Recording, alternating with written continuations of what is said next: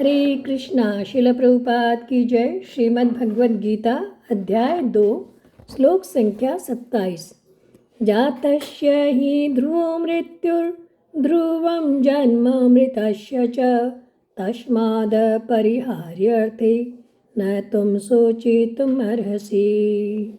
भगवान कह रहे हैं कि जिसने जन्म लिया है उसकी मृत्यु निश्चित है और मृत्यु के पश्चात पुनर्जन्म भी निश्चित है।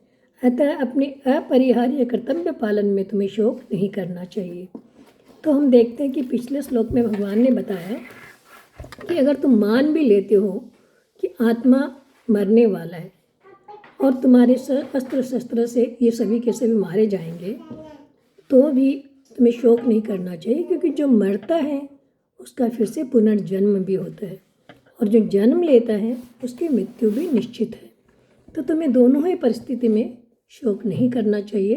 तुम थोड़ा श्लोका को समझते हैं। जातस्य हि ध्रुवो मृत्युर्ध्रुवं जन्म मृतस्य च। यहाँ भगवान कहते हैं कि अगर हम आत्मा को नित्य जन्मने वाला और मरने वाला भी मान लेते हैं तो भी शोक का कोई कारण नहीं है, कि कारण कि जिसका जन्म होता है वो निश्चित रूप से मरेगा और जो मरेगा वो निश्चित रूप से जन्म लेगा। तो दोनों ही स्थिति में शोक का कोई कारण नहीं है। उसके बाद भगवान कह रहे हैं कि तस्माद् परिहार्यर्थे न तुम शोचितुम अर्हसि। इसलिए कोई भी जन्म मृत्यु के इस प्रवाह को रोक नहीं सकता, क्योंकि किसी के भी किंचन मात्र भी वश में नहीं है कि कोई इस चक्र को रोक सके। ये जन्म मृत्यु का जो प्रवाह है अनादिकाल से चला आ रहा है और अनंत कालों तक चलते रहेगा। इस दृष्टि से भी तुम्हें शोक करने का कोई कारण नहीं है, क्योंकि तुम्हारे हाथ में कुछ है ही नहीं। ये धृतराष्ट्र के पुत्र अगर जन्मे हैं तो ये निश्चित रूप से मरेंगे।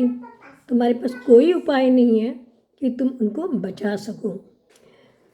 शास्त्रों में आता है, शोक उसी का कीजिए जो अनहोनी होय, अनहोनी होती नहीं, होनी है सो होय।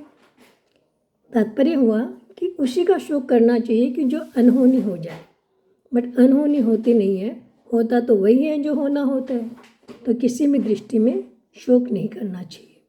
हम एग्जाम्पल देख सकते हैं, सूर्य उदय होता है तो शाम को फिर अस्त होता है और शाम को अस्त होने के बाद फिर दोबारा से उदय भी होता है।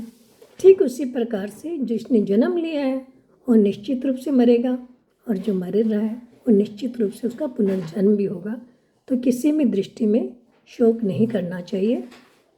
फिर भगवान बता रहे हैं कि अगर तुम्हें ये लगता है कि तुम्हारे बाणों से भीष्म द्रोण आदि सब मारे जाएंगे तो फिर शरीर के साथ फिर जन्म भी लेंगे, तो तुम्हें शोक क्यों करना है?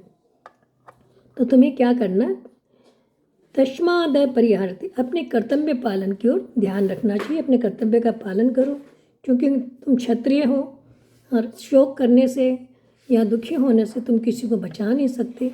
और ये ऐसा नहीं है कि ये बाद में फिर से जन्म नहीं लेंगे, सबका फिर से जन्म होगा। तुम भी रहोगे, मैं भी रहूँगा, जिससे बाकी सभी भी रहेंगे। तो शोक करने का कोई कारण नहीं है।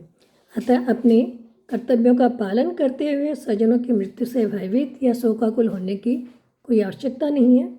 अपने कर्तव्य का पालन करते हुए तुम स्वजनों की मृत्यु को रोक नहीं सकते, और तुम अगर अनुचित पथ का पालन करो, अनुचित पथ का चुनाव करोगे या अपने कर्तव्य पालन नहीं करोगे तो तुम्हें नीचे गिरना होगा। अतः हे अर्जुन, अपने कर्तव्यों का पालन करो। हरे कृष्णा।